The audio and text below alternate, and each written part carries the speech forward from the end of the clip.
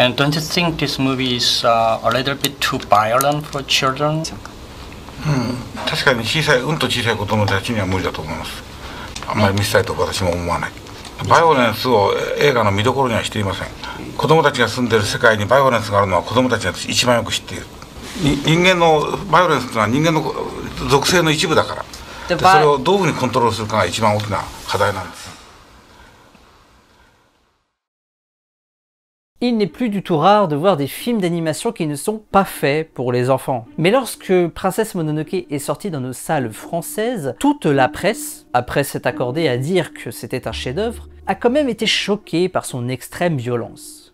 Princesse Mononoke ne prend pas les enfants pour des idiots fragiles. C'est un film d'animation intelligent, esthétique et surtout très bien construit. De tous les Ghibli, c'est le seul à posséder autant de niveaux de lecture et le seul à s'éloigner autant des codes habituels scénaristiques utilisés par le studio. Compagnons conteleurs et conteleuses, découvrons ensemble pourquoi Princesse Mononoke est une exception dans la filmographie du studio Ghibli, explorons ensemble tous les niveaux de lecture et découvrons enfin pourquoi Princesse Mononoke n'est pas qu'une simple fable écologique.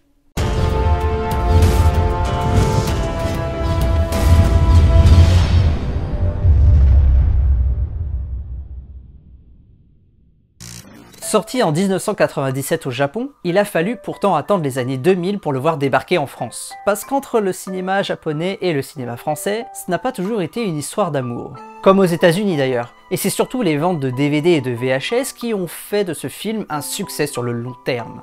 Je n'aborderai pas plus le cas des États-Unis ici. Eux, c'est encore un cran au-dessus en ce qui concerne l'intolérance de ce qui ne vient pas de chez eux. Aux États-Unis, ils partent du principe que si ça ne vient pas de chez eux avec des acteurs bien américains, alors ça ne va pas plaire à l'américain moyen. Ils ont même envisagé de refaire la chanson de fin du film intégralement traduite et chantée par Madonna. Sur bien des aspects, Princesse Mononoke est surtout un hommage au genre du Jidaigeki. En gros, le genre du Jidaigeki regroupe tous les films de samouraï. Même si Princesse Mononoke finit par s'en éloigner au final. Akira Kurosawa est un excellent représentant du genre, avec Ran ou encore La Forteresse Cachée. Dans ce genre très spécifique au Japon, l'accent a toujours été mis sur le respect des traditions et sur l'honneur. La spiritualité a également beaucoup d'importance dans ce type d'histoire. Il faut respecter les anciennes croyances et respecter les esprits. Enfin, le Jidaigeki met en avant une structure narrative assez rapide, avec de très nombreuses péripéties et surtout des champs de bataille immenses. Les influences ne s'arrêtent pas là. On y retrouve énormément de détails et de références à des œuvres qui sont plus anciennes, notamment un roman illustré écrit par Hayao Miyazaki lui-même et qui s'intitule Le Voyage de Shuna. Dans ce petit roman, on y retrouve Shuna, le prince d'un peuple pauvre qui est obligé de quitter son village pour trouver une solution à la famine qui les tiraille. Et peut-être que là vous voyez déjà les similitudes avec Ashitaka. Mais ce qui nous intéresse également aujourd'hui, c'est de savoir si Princesse Mononoke possède une certaine compatibilité avec les modèles de narratologie exprimés par Vogler ou encore Campbell. Pour les besoins de cette vidéo, j'ai décidé de mélanger à la fois les étapes de Christopher Vogler et de John Truby. Car souvenez-vous, dans de nombreux diégetifs, nous avons souligné le fait qu'il n'était pas obligatoire d'aligner toutes les étapes les unes à la suite des autres. L'étape active va donc s'afficher dans le coin supérieur de l'écran, alors soyez attentifs puisque certaines étapes sont assez courtes. Le film s'ouvre, comme bien souvent avec les films Ghibli, sur une voix off qui nous fait une promesse.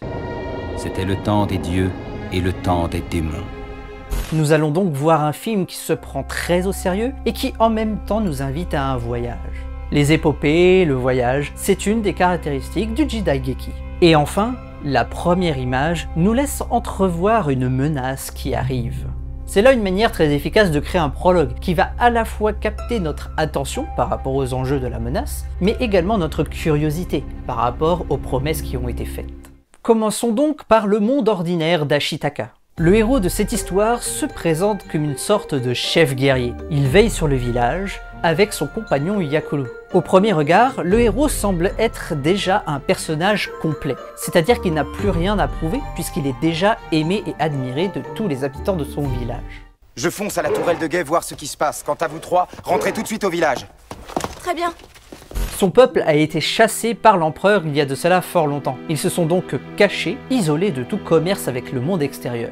Ainsi, Ashitaka voit les membres de son village disparaître petit à petit et le sang n'est jamais vraiment renouvelé. Cela fait d'Ashitaka un personnage plutôt solitaire, en dépit de tout l'amour que lui portent les membres de son village. En tant que prince, il place son devoir envers les habitants et le village tout en haut de ses priorités. C'est pour cette raison que lorsque son village est attaqué par un démon, qui est en vérité un géant sanglier nommé Nago, que Ashitaka prend la décision très lourde de le tuer après avoir essayé de le dissuader et de le faire partir. Calme ta colère, puissant seigneur! Toi dont j'ignore le nom, dieu ou démon! Je t'en prie, laisse-nous en paix! C'est une décision vraiment très dure pour lui, puisqu'il accorde de l'importance à toute forme de vie. On le voit à la manière dont il se préoccupe du sort de sa monture. Pendant le combat, Ashitaka se fait bêtement infecter par le même mal qui infecte le dieu sanglier Nago. Une punition pour avoir osé tuer un dieu sanglier. Après l'attaque, la dépouille de Nago est présentée à la chamane. Chamane qui représente une autre caractéristique du Jidaigeki, c'est-à-dire le respect des anciennes croyances. Tout le village se montre plutôt respectueux envers la dépouille de Nago, même si ce dernier en profite pour lancer son ultime menace. Répugnante créature, bientôt vous goûterez l'amertume de ma haine avec la perte d'un être qui vous est cher.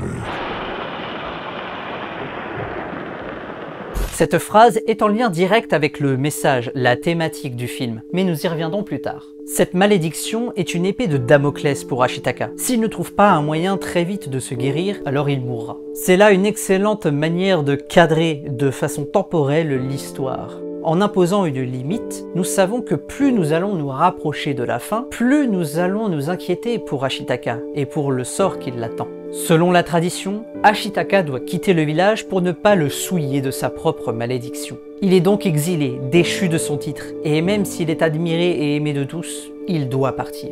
L'objectif du héros est donc de trouver un moyen de se guérir, mais également de trouver la source de la malédiction afin que son village n'ait plus jamais à subir un tel traumatisme. Si tu y diriges tes pas et portes sur le monde un regard sans haine, tu trouveras peut-être le moyen de vaincre la terrible malédiction. Notez qu'il n'y a pas de refus de l'appel de l'aventure ici de la part d'Ashitaka. Il accepte son sort et il garde la tête haute. Le refus est ici plus subtil. Il est exprimé par la petite sœur d'Ashitaka, qui n'hésite pas à transgresser l'interdiction de voir un exilé quitter le village pour dire une dernière fois au revoir à son grand frère. D'ailleurs, la dague que sa petite sœur lui donne est un implant et elle servira probablement plus tard dans le récit. Ce début d'histoire partage de très nombreuses similarités avec les premiers contes, avec les premières mythologies. Nous avons là un jeune héros qui vit paisiblement sa petite vie tranquille dans son village, jusqu'à ce qu'un élément déclencheur le pousse à quitter le village, à partir sur les routes mener un très long périple au cours duquel il apprendra énormément de choses sur lui-même. La narration jusqu'à présent n'est pas très différente de ce que nous avons l'habitude de croiser chez nous en Occident. Nous entrons maintenant dans le monde extraordinaire. Ashitaka vient donc de quitter le confinement de son petit village pour entrer dans le monde réel. Pour marquer cette différence entre son petit village paisible et le reste du Japon, Ashitaka croise la route d'un autre village qui se fait attaquer par un daimyo rival nommé Asano. Ashitaka a débarqué en pleine guerre civile. Les dessins sont gore et violents, mais jamais dans la surenchère. Ils sont surtout très crus. Les dessins montrent la mort et la guerre telle qu'elle est sans chercher à la dissimuler. À cette occasion, notre héros découvre qu'il tire une force surhumaine de sa propre malédiction. Il devient ainsi un démon aux yeux des autres humains.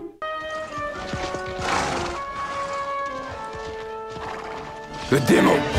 Dans ce monde, c'est chacun pour soi. Ashitaka constate même à quel point il est différent des autres, puisque lui, il éprouve du regret à avoir tué ses soldats qui voulaient le tuer. Mais un certain personnage lui rétorque que ce n'est pas grave, que c'est un acte très banal ici. Tu dis que tu es victime d'un maléfice. C'est ce monde qui est maléfique. Le nom de ce personnage est Jiko. Et Jiko est un personnage protéiforme, un archétype que nous n'avons pas encore abordé dans les détails dans les TG Tips. En narratologie, protéiforme signifie que Jiko est un personnage qui va changer très régulièrement son masque d'archétype. Il va tantôt être un mentor, puis un trickster, puis redevenir un mentor, ou finir par devenir un mentor maléfique. Il peut être un sbire, une ombre, un gardien, il peut être ce qu'il veut. Et il peut surtout être tout ça à la fois. Nous verrons plus tard en quoi cela est pertinent pour notre histoire. Pour le moment, Jiko aide le héros. Il le conseille, lui donne des indices et surtout le mène sur la piste de la forge de Dame Eboshi. Tous ces indices font de lui un mentor. Ashitaka écoute d'une oreille attentive, mais c'est un personnage qui n'a pas vraiment besoin d'un mentor pour évoluer dans l'histoire. Après tout, le respect qu'il a envers ses traditions et envers ses anciennes croyances assume déjà le rôle du mentor, puisqu'il va s'efforcer de suivre à la lettre les préceptes qui lui ont été enseignés. J'ai eu tort de livrer bataille dans ce village. 2 hommes sont morts par ma faute. Jusqu'à présent, d'un point de vue narratif, l'histoire n'a pas vraiment décollé. Ashitaka est presque piégé dans un schéma de survie. Cependant, un plan commence déjà à germer dans son esprit, celui d'aller rencontrer le dieu de la forêt et de rencontrer également Dame Eboshi. C'est l'attaque du convoi de Dame Eboshi par une meute de loups qui va propulser son histoire dans l'action. Cette attaque, c'est le moyen pour nous d'explorer en détail le monde ordinaire, le quotidien de Princesse Mononoke. La princesse Mononoke est une humaine abandonnée par ses propres parents entre les pattes de la mère louve qui a fini par prendre pitié d'elle. San se bat contre les humains et voue une haine implacable au personnage de Dame Eboshi. Son histoire peu ordinaire, être élevée par des loups qui parlent, fait d'elle une sorte de légende. Elle est capable de comprendre les animaux, même ceux qui ne parlent pas. C'est lui qui me l'a dit, bien sûr, et puis il m'a tout raconté. D'où tu viens, le drame de ton village. Elle est la princesse de la forêt, qui, en tant que princesse, place également son devoir envers la forêt et les esprits bien au-dessus de ses propres intérêts. Une haine qui peut très facilement s'expliquer par le fait que ses propres parents l'ont abandonnée. En cela, elle ressemble énormément à Ashitaka, sauf que elle n'hésite pas à tuer et elle n'éprouve aucun remords à le faire, en tout cas si c'est pour sauver la forêt. Mourir ne me fait pas peur, si c'est pour chasser tous les humains de notre territoire. Et ce qui va surtout nous intéresser ici, c'est la première rencontre entre Ashitaka et San. 2 personnages principaux que tout semble opposer et qui pourtant sont extrêmement semblables. Notez cette première rencontre. Ils s'observent de loin, séparés par la rivière, et Ashitaka observe, avec curiosité, la manière dont San soigne ou soulage la plaie de sa mère louve. Il n'y a aucune haine dans le regard d'Ashitaka, seulement de la curiosité. Lorsque leurs regards se croisent, Ashitaka contemple en vérité son propre regard, comme dans une sorte de miroir inversé. Tout comme San, il est un étranger, un démon pour les autres humains. Par ses bonnes actions et sa volonté de sauver toutes les formes de vie, Ashitaka a trouvé là l'excellent prétexte de rencontrer enfin Dame Eboshi et d'entrer dans les forges. Malheureusement, lui et son petit groupe se perdent en pleine forêt. Mais heureusement, ils sont alors guidés par des Kodama, des esprits sylvestres. Ashitaka, fidèle à lui-même, ne craint pas les esprits, contrairement aux autres. Lui, il se souvient, il n'a pas oublié les anciennes croyances. C'est un sylvain, il porte bonheur, signe que la forêt est saine et généreuse. Les sylvains ne conduisent pas Ashitaka vers le village le plus proche, mais vers l'endroit dont il a besoin. Le lac, qui permet à son petit groupe de se reposer. C'est à ce moment précis du film que j'ai noté le soin apporté à l'ambiance générale du film. Vous le savez très bien, sur cette chaîne, j'analyse surtout la narration au travers d'un script ou d'un roman. J'aborde très rarement la capacité narrative d'une musique ou d'un son. L'absence de musique ici marque l'aspect sacré du lieu. On entend seulement le bruit de l'eau et quelques insectes qui virevoltent. Plus loin encore dans le film, il n'y a carrément plus aucun son ni aucune musique pour marquer l'arrivée du dieu cerf. L'esprit de la forêt.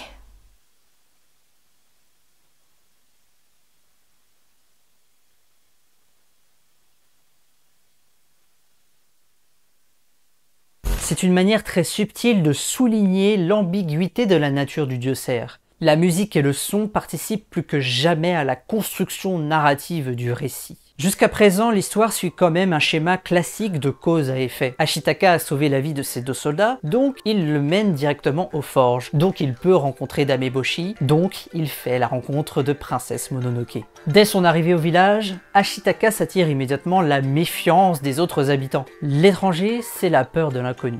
Mais il ne s'agit pas d'un village comme les autres. Ici, ce sont les femmes qui ont une place prépondérante par rapport aux hommes. Un matriarcat en plein Japon médiéval. Dame Eboshi, elle, incarne l'évolution, la technologie, opposée aux anciennes croyances et traditions de Ashitaka. Elle a la vanité de croire que le monde lui appartient et qu'elle peut y faire ce qu'elle y veut. Cette façon de penser n'est pas sortie de nulle part. Elle est née de ses traumatismes passés. Traumatismes que l'on ne peut que suggérer au travers de la manière dont elle s'occupe des femmes et des faibles. Mais pour accomplir ses objectifs, ses propres intérêts, elle est prête à tout sacrifier. Même les gens qui lui font confiance et qui l'admirent. Reprenons la marche. Que fait-on de ceux qu'elle a poussés dans le ravin? Tu m'as entendu? En route.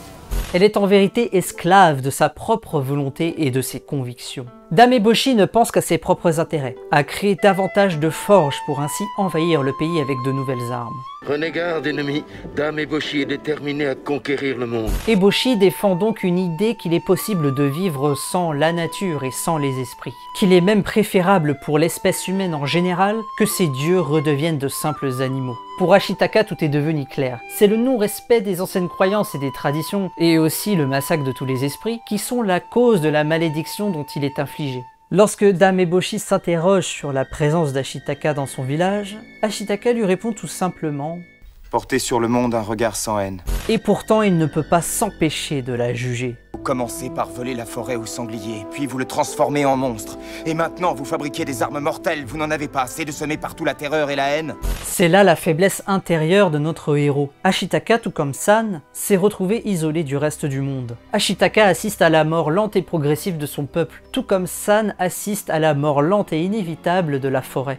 Quelque part au fond de lui, Ashitaka a de la haine pour les autres humains, autant que San peut haïr Dame Eboshi. Que t'arrive-t-il, mon garçon? Ton bras droit voudrait-il me tuer? Le gauche le ferait aussi si cela pouvait rompre le maléfice. Mais je crains que ça ne suffise pas à mettre fin à toutes ces tueries.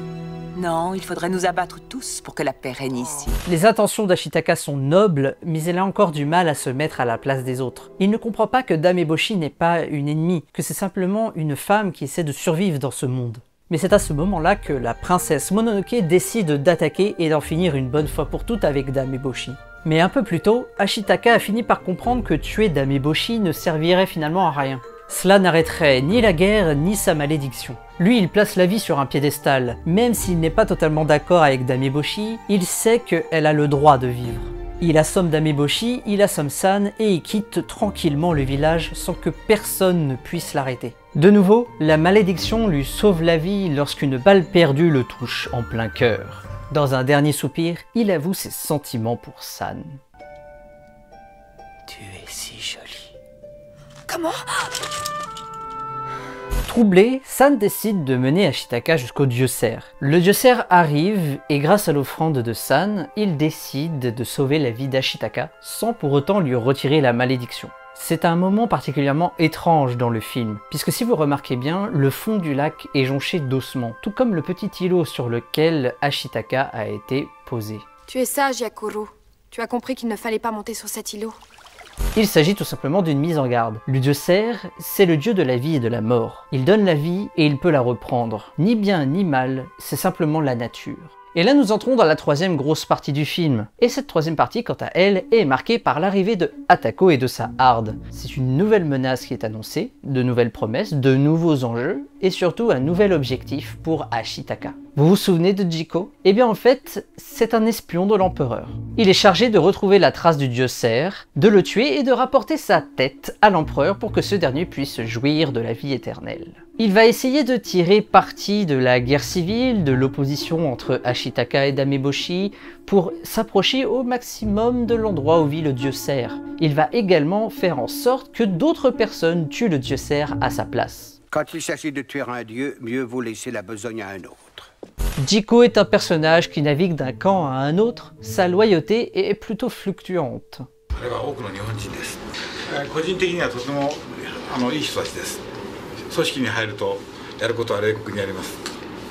Jiko est un excellent personnage puisqu'il est la synthèse du thème principal du film qui n'est pas du tout l'écologie contrairement à ce que certains journalistes ont pu déclarer. Ce message est plus clairement exprimé par Ashitaka lui-même un peu plus loin dans le film. Puisqu'il a compris que même le dieu cerf ne souhaitait pas le soigner de la malédiction, Ashitaka s'est donc trouvé un nouvel objectif de vie.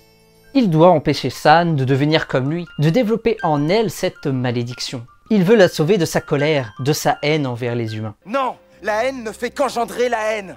Le message profond du film n'est ni un retour aux anciennes traditions et croyances, ni l'abandon total aux nouvelles technologies, mais un savant équilibre entre les deux mondes. Un équilibre capable de respect autant que de progrès. Dans un premier temps, San n'écoute pas Ashitaka. Son devoir est de protéger la forêt, de combattre et de mourir pour elle s'il le faut. Lorsque la guerre éclate ouvertement entre Dameboshi et Akato, la mort est montrée de façon cruelle, brutale et sale. Le film ne prenait déjà pas de gants avec nous, là c'est un cran au-dessus et presque jusqu'à la fin du film.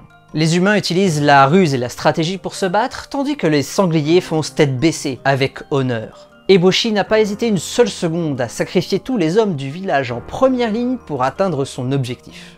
Elle veut tuer le dieu cerf et ainsi récupérer toutes les terres sur lesquelles elle va pouvoir créer de nouvelles forges pour créer de nouvelles armes plus puissantes et ainsi envahir tout le Japon. Lors de l'attaque, Akato est grièvement blessé, tous ses soldats sont morts. Akato souffre de la même faiblesse, de la même haine que Nago. Il a peur de mourir. Contrairement à la mère louve de San, Akato ne comprend pas que la mort fait partie de la vie et qu'il faut savoir l'accepter quand elle se présente. C'est la raison pour laquelle Akato tombe dans le piège des soldats de l'empereur qui ont revêti la peau de ces soldats morts. Mes guerriers, ils sont revenus du pays des morts. Berné, Akato conduit les humains jusqu'au lac du dieu cerf. Tapis en embuscade, Dameboshi coupe la tête du dieu cerf avec une balle bien placée. Tuer l'esprit signifie également tuer la forêt. Le corps sans tête du dieu cerf décime absolument toute vie sur son passage. Il veut tout simplement récupérer sa tête avant que le soleil ne se lève. Et comme l'a dit le proverbe, la maman de San parvient à arracher le bras de Dameboshi, alors que sa tête n'est déjà plus reliée à son corps. Même si on suppose que la louve attaquait pour tuer, Ashitaka décide que cette punition est largement suffisante pour Dameboshi. Ashitaka va leur faire preuve d'un grand courage. Il va sacrifier sa propre vie, embrasser entièrement la malédiction qui le ronge, pour ainsi redonner sa tête au dieu cerf et mettre fin à la guerre. Non, rien n'est fini. Nous sommes là, nous sommes vivants, toi et moi. Maintenant, il faut que tu m'aides, San. Et c'est là que je mettrais peut-être un petit bémol. Narrativement parlant, c'est assez simple pour lui de se sacrifier, puisqu'il se sait déjà condamné par la malédiction. Il accélère simplement le processus. Ou peut-être pas. Ce qu'il sacrifie vraiment en faisant ce choix, en réalité, c'est son avenir avec San, puisqu'il se voyait vieillir avec elle dans un monde en paix qu'il ne verra finalement jamais. Lorsque le dieu cerf récupère sa tête, il disparaît presque instantanément avec l'apparition des rayons du soleil. Peut-être est-il définitivement mort. En tout cas, en quittant ce monde, la terre dévastée, elle, se régénère. C'est ce que l'on nomme la résilience, le fait d'être capable de se reconstruire malgré un traumatisme. Et la nature est experte dans ce domaine. Vous la laissez tranquille un petit moment, une ville entièrement bétonnée sera petit à petit recouverte par la nature. Mais cette résilience est indispensable à l'humanité en général. Nous avons besoin de cette capacité à se reconstruire après un traumatisme, afin de contrôler cette colère née de la frustration d'avoir été blessé. La résilience est un moyen de retrouver un certain équilibre de vie, entre le traumatisme, le présent et les promesses d'un avenir meilleur. Punie, privée d'Abra, Dameboshi a pris conscience qu'elle doit sa vie et celle de son village uniquement à San et à Ashitaka. Elle ne va pas pour autant s'empêcher de développer son village, mais elle le fera d'une toute autre manière. Espérons-le avec plus de respect pour les formes de vie qui l'entourent.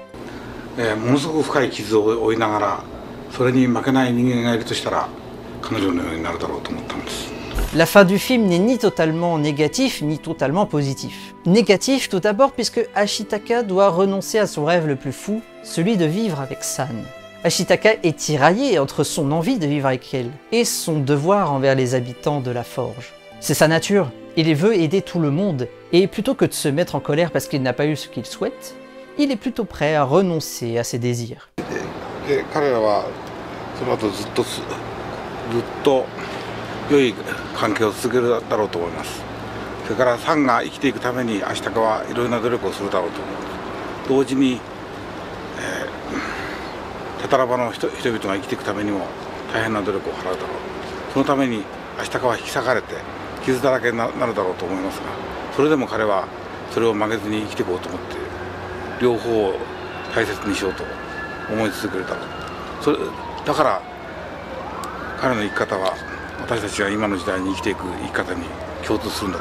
San ne pardonne pas aux humains, mais elle promet de se reconstruire malgré tout. Pour l'instant, elle va veiller à ce que la forêt se reconstruise. Leur amour n'est pas un de ceux qui se terminent par un grand mariage à la fin du film.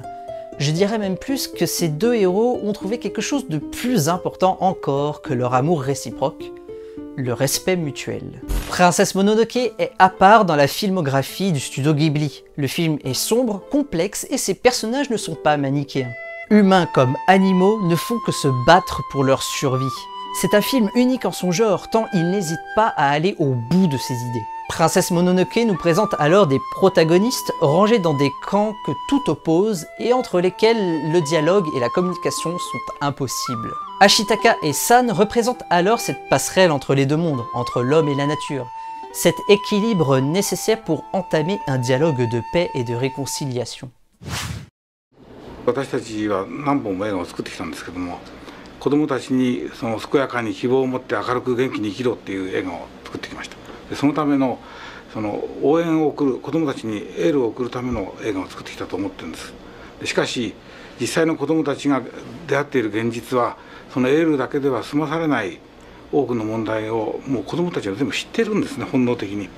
一体地球はどこへ行くんだろう、人類はどこへ行くんだろう、人類がやっていることは本当に正しいのかというその根源的な疑問に真正面から答えないと、その元気に希望を持って生きろと言いながら本当は子どもたちの一番聞きたいことに答えてないことになる。でそれで一度とにかくエンターテインメントの道を踏み外すけれども、この映画を作らないと私たちはその先仕事をすることはできないだろうというふうに、思い詰めたんです。Compagnons conteleurs et conteleuses, c'est déjà terminé pour cette vidéo. Si vous avez aimé mon analyse de Princesse Mononoke, alors laissez un petit pouce bleu, abonnez-vous et partagez-la en masse, cela va beaucoup m'aider pour les prochains projets. À chaque nouvel abonnement, un Kodama renaît dans la forêt la plus proche de chez vous.